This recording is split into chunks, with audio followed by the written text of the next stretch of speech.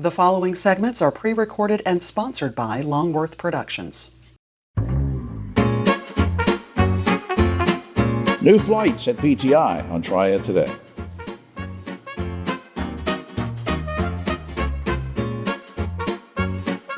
Hello everyone, I'm Jim Longworth and welcome to another edition of Triad Today, coming to you once again from the beautiful Senior Botanical Garden. We'll tell you more about the garden later on, and later on is when the roundtable shows up, and we'll get into all sorts of controversial topics with them, so stay tuned.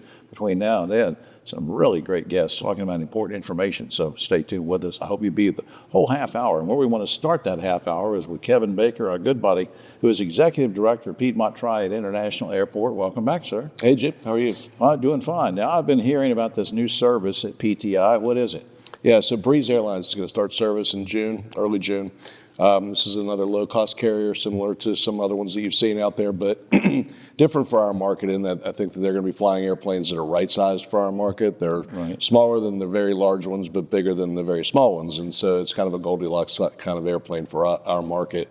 And they offer various classes of service on the airplane, which a lot of people want. They want to be able to buy up if they choose to do so. It really has somewhat of a cult following, and we're excited to have it, have them join us. But it's never been here before, right? It's new service. Now, I think you've already partially answered this, but why is Breeze a good fit right now? Yeah, well, I think that, for a number of reasons, some that I did mention already, but for the most part, we need some low-cost service, there's no question. And this is low-cost service that, again, also offers some of the same amenities that you can get in the legacy carriers, where you can buy a first-class seat, for instance, or a business-class seat if you'd like.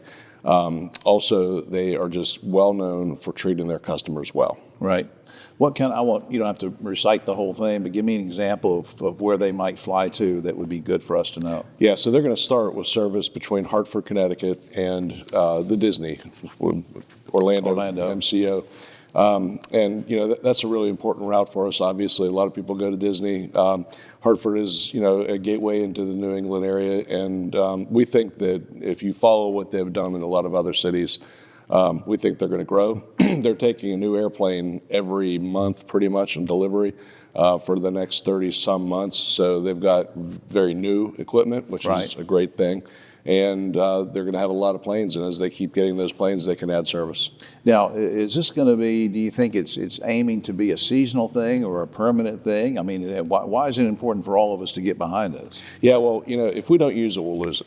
That's just the way it is. I mean, these airlines go where there's a demand, and if there's no demand or a weak demand, they're going to pull back out of those markets. So it's really important for the public to embrace this, to use it, to go fly to Disney, go take the family to New England, go and tell 10 other people that to go do exactly the same thing. Right. And the more that we keep that demand up on these flights, then the more they'll offer. All right, let's switch gears a little bit. I was reading an email you sent me one day about a TSA pre-screening event coming up. What is it? When is it? Give me some details. Yeah, so a lot of folks have gotten TSA pre-check, which allows you a quicker pathway through the screening areas. And so every so often, the TSA will offer a pre-check place where you can go and sign up for pre-check, and they do it at airports around the country. Right. And so we're going to have this at the end of April, last week in April. It's all available on our website for folks to go and check. But does that cost a lot to go to? No, I forget the cost of it, but it's inexpensive, $75 maybe. Right, but that's a good thing. Not that. Look, I love PTI, and I've talked about this on the show before. You move through pretty fast anyway. But is this a good thing to have, to say I've been, pre-approved? Is that going to make a big difference? It just makes it a lot easier for the passenger. You don't have to take anything off your shoes and your belt and your coat. You can go right through. Laptops can stay in your bag. You don't have to do all the things that you otherwise would have to. Yeah, your guys asked me to take everything off, and that was just at the ticket counter. No, I'm just not. I didn't mean that. Now, is there anything I should bring with me to these screening things or events? Or? You need to check on our website and make sure that there's 2 forms of identification is the most important thing. All right. Well, look, I want to put up on screen flyfrompti.com, and you can go all through there and find the right portal to learn about this. Kevin Baker, as always, thanks for being here and doing what you do to keep an eye on things, and we'll try to support Breeze. Thank you, Jim. All right, man. We'll be right back after this.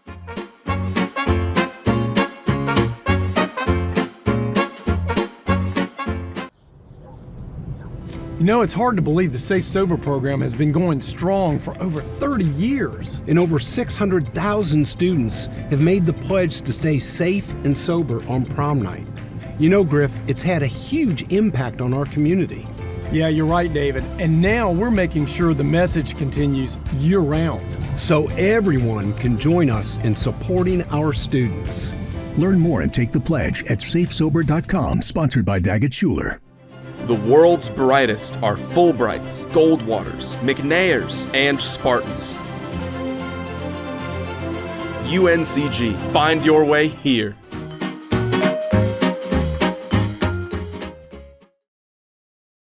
Back now on Triad Today, and we're so glad when we have repeat visitors with us. We have one of those who, this is her third time coming, and we really appreciate it. Sri Dorsan's Chief Sustainability Officer for the City of Greensboro. Welcome back, dear. Thank you so much for having me. My pleasure.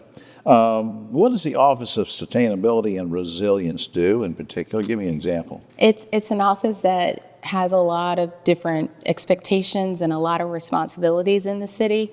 For starters, we had, during the establishment of the office back in spring of 2022, we were responsible for getting our strategic energy plan adopted. Right. And we were able to do that by December of 2022. Wow. So come January 1st, we hit the road running, really hard and fast on implementing that strategic energy plan. That's great.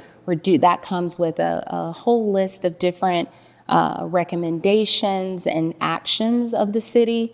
So we basically are change agents in the city that are working and collaborating with other city departments, working on reducing our carbon footprint, working on our internal operations. So it's a team effort just to make things better now, but also better in the future. Absolutely. And, how would you define, I want to talk about how you guys manage household hazardous waste, but how would you define household hazardous waste first? Absolutely. So household hazardous waste, you're thinking about products at home that may be just sitting in your garage or under your sink, those cleaners, those paint cans that still have a little paint in them.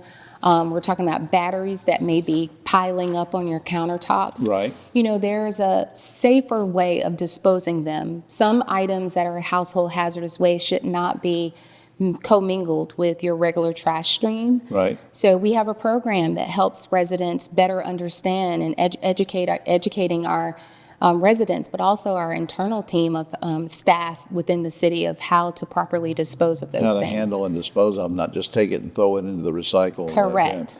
A couple things coming up. Arbor Day. How did North Carolina Arbor Day come about very quickly, and why should we celebrate something like that? Well, North Carolina Arbor Day is always celebrated the Friday following March 15th of every year. And so Arbor Day, of course, comes from the Latin word meaning tree. Right. And so we're very excited to celebrate trees in Greensboro. This marks Greensboro's 34th year being a Tree City USA city. So we take very pride in our tree canopy in the city. Right. I mean, because Greensboro, green is in our name. It's important to have it. And then Earth Day is coming up, I think. What's going to be featured at Earth Day? Earth Day will be April 26th. Earth Day is actually celebrated on the 22nd of April every year. This is not just a local thing, but this is a global initiative. Right. And so this has been going on this marks the 35th year this year.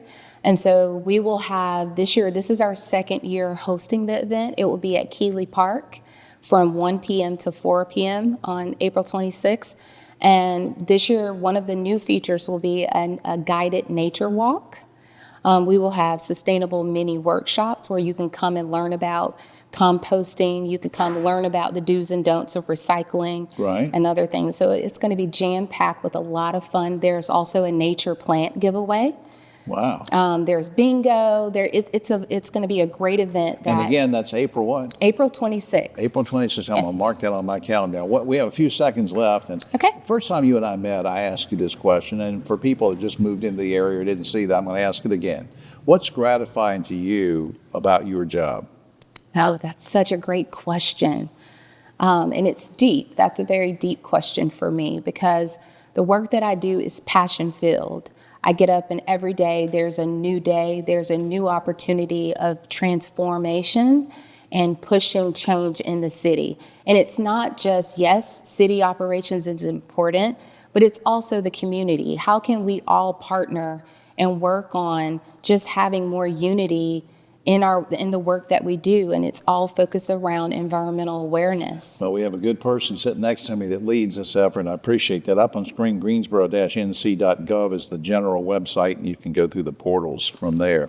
Sheree Dorstadt, thanks for all you do. Thank you so much. We'll be right back after this. Hi, I'm Jim Longworth, reminding you that Triad Today also airs on GTN Spectrum Channel 13 and streams on WFMY Plus, free on Roku and Amazon Fire.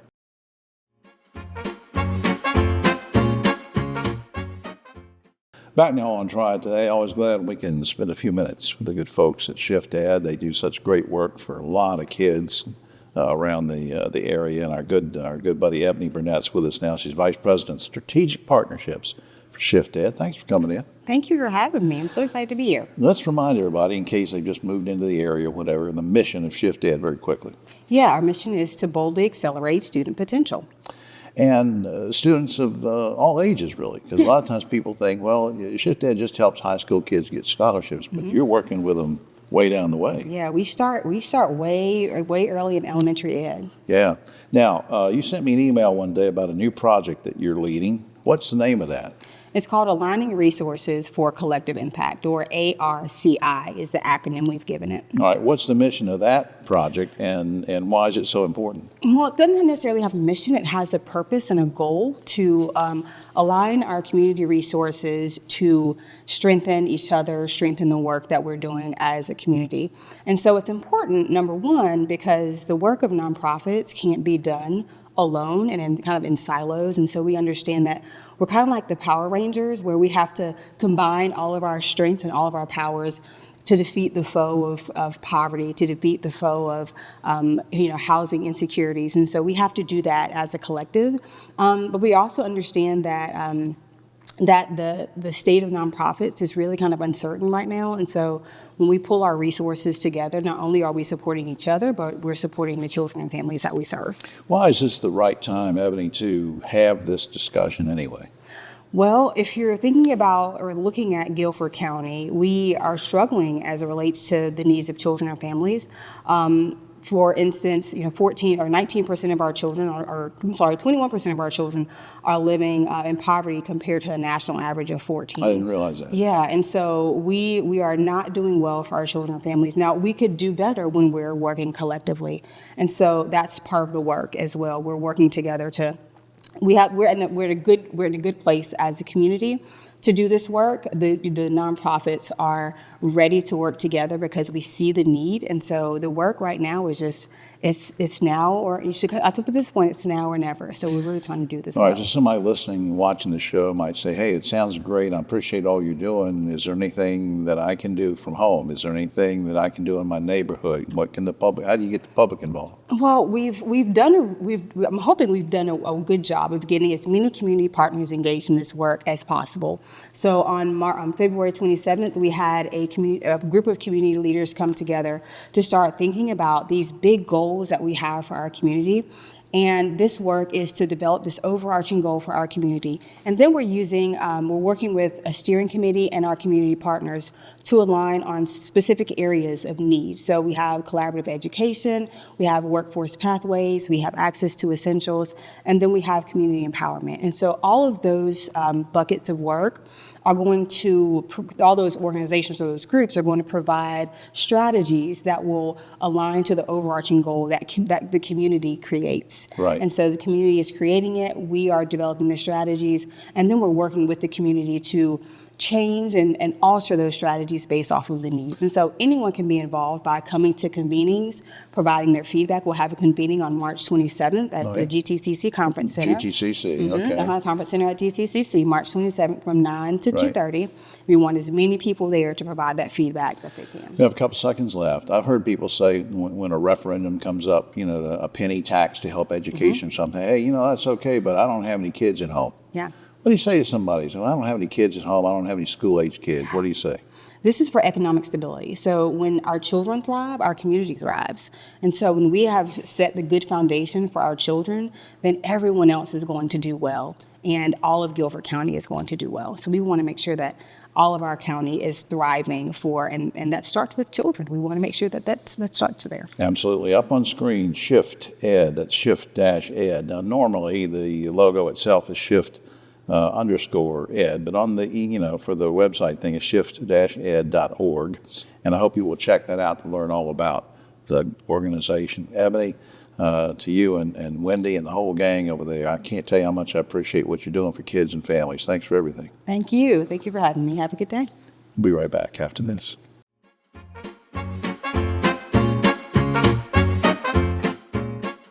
Spartans are the teachers, artists, nurses, scientists, and leaders who build our communities.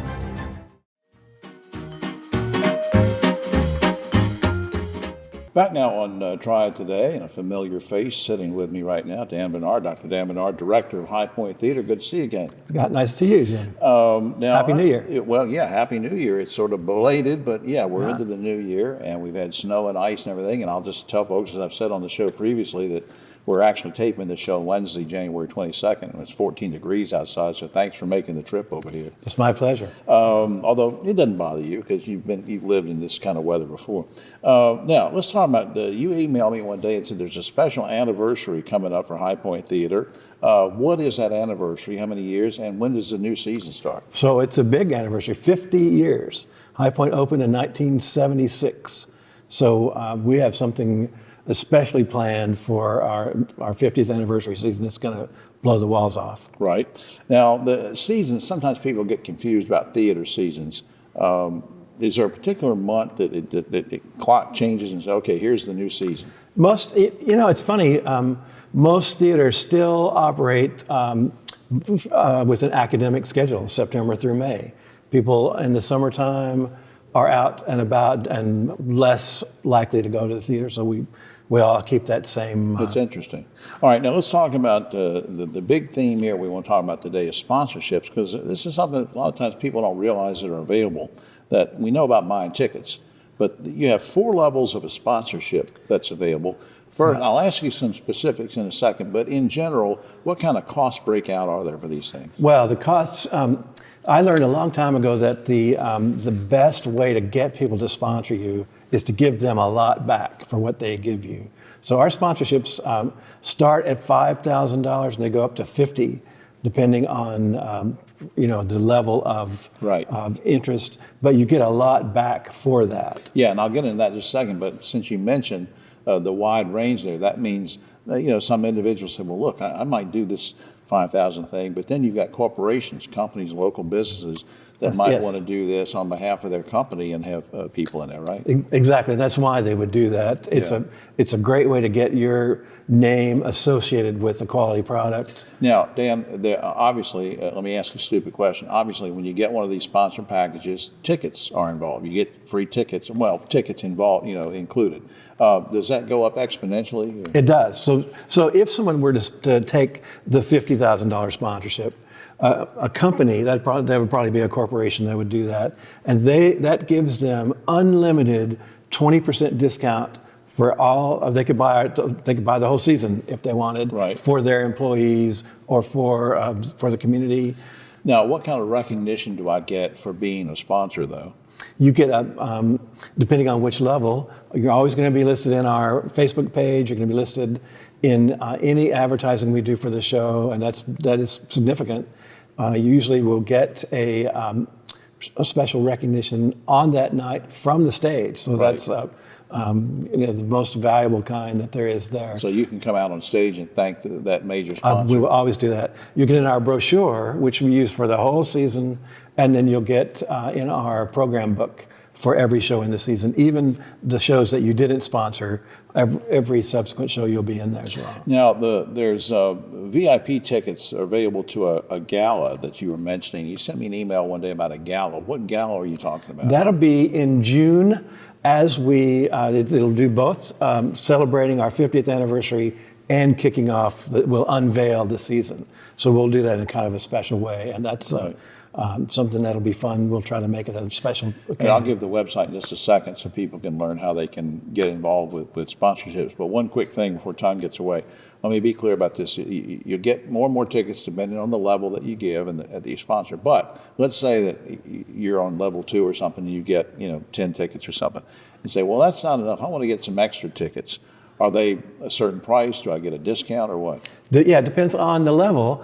But at the even at the bottom level, you can buy tickets for 10% discount, even at that. Okay. But as you get up the level, your discount gets up to maybe 20% for as many as you need. Wow. So. Okay. Up on screen, this is critical. For tickets, general tickets, you can call 887-3001. You know that. But the website is just fantastic. HighPointTheater.com. There's 2 T's in that, and it's TRE at the end. HighPointTheater.com. That'll lead you to all the information you need to know about these sponsorships. And good luck with that and with your new season. I appreciate it. We can't wait to announce it. All right. We'll be right back after this.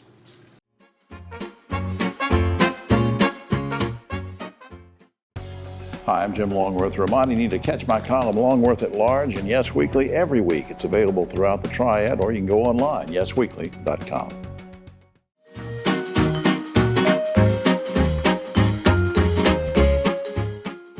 Back now on Triad Today, just about time for the roundtable, but a quick shout out to the good folks here at Senior Botanical Garden. Come and visit the garden, the website.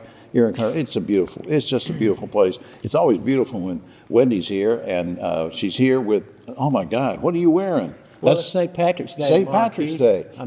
That's right. Ogie Overman and his daughter Wendy Poteet, who's president and CEO of Shift Ed, and of course Keith Granberry, founder of Helping Hands Consultants. All right, guys and gals, federal minimum wage is $7.25 per hour. We've talked about that before. However, waiters and waitresses make what's technically called a sub minimum wage of $2.50 per hour.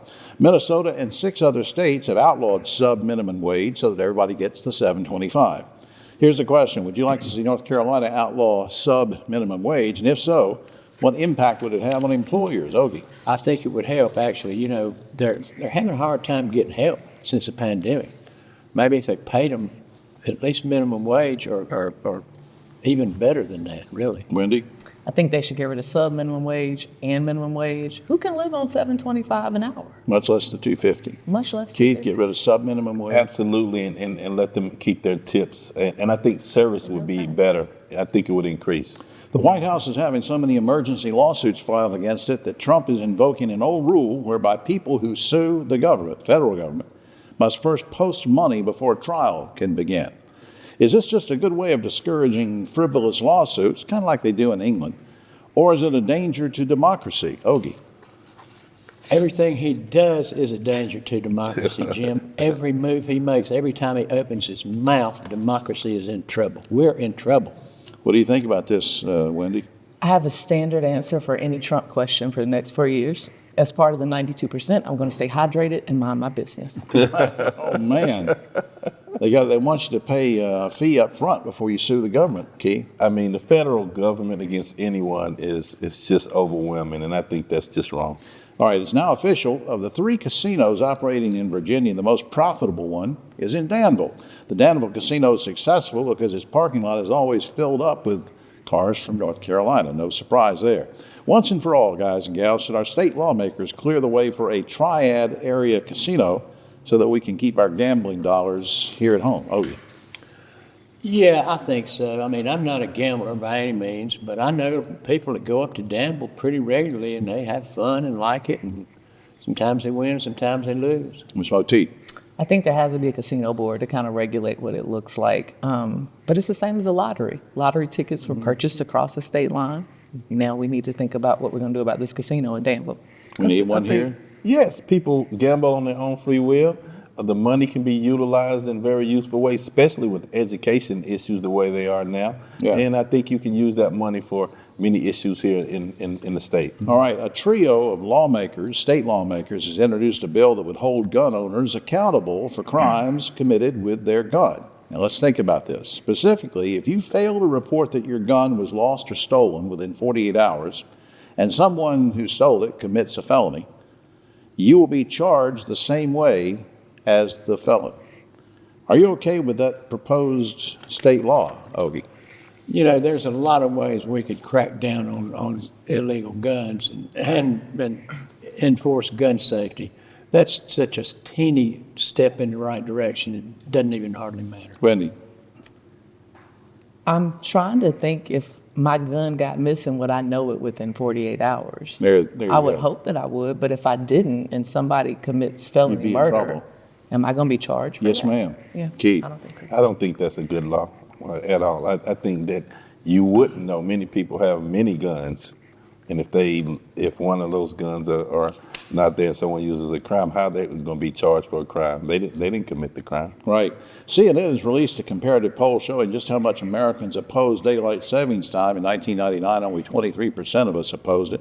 Now, 54% do. What's more, a majority of all demographic and political groups oppose it. It's one of the few things people seem to agree on. Let's get rid of daylight savings time. So I'll ask you guys, once and for all, should we get rid of daylight savings time or keep things the way they are? Okay. I hate it. I can't go to sleep, and then I can't wake up. I'm asleep now. I hate it. Wendy. It needs to be one way, no rollback. Let's just keep sunlight until 8:30. All right, Keith, what do you think? Should we keep daylight savings time? Absolutely should keep it. I don't know what's wrong with those two guys. Well, I mean, one's now a in the woman, summertime, that's a guy, that's a woman. So right there, you're a little confused. you know. No, I do know. It is daylight saving time. Daylight saving time got me messed up. Time. I'm confused. Yeah, I'm still asleep. He's gender confused because I'm still of daylight asleep. saving time. I'm still asleep. Okay, Keith is gender confused because of daylight saving. Don't talk about gender now. All right, don't do okay, that. all right. And finally, a scientific study by the University of Michigan has named the top 10 most addictive foods. They've included in that pizza, chocolate, potato chips, ice cream, French fries, and others. Guys and gals, what food are you most addicted to? Ogie? Check. Do you have a particular one that? And I don't know, maybe chocolate. Chocolate. But all of them, really. Well, all It's of them. junk food, I love. Pick one, Wendy. What's you're most addicted to? Does vodka count? All right. Well, it wasn't on the main list. Let's go with potato chips. Potato chips and then vodka. Boy, Wendy. All right. Keith, what are you addicted to? I thought you was gonna ask what's the most addictive behavior, and I thought it would be meat. Yeah. But no. I'm addicted to French fries and Cokes. I just French fries and Coke. Yeah. I'm just they just too much. Maybe we'll have those on the show next time. All right. Well, that's all the time we have for that. Oh, except for this. A lot of people are mad at Elon Musk because they say, hey, this guy, he doesn't know anything about doing a budget or slashing a budget. Hey, like him or not, the guy's just had his 14th child, so he knows something about multiplying. Oh. Okay. I really thank everybody here for their support, and I'm Jim Longworth. We'll see you next time.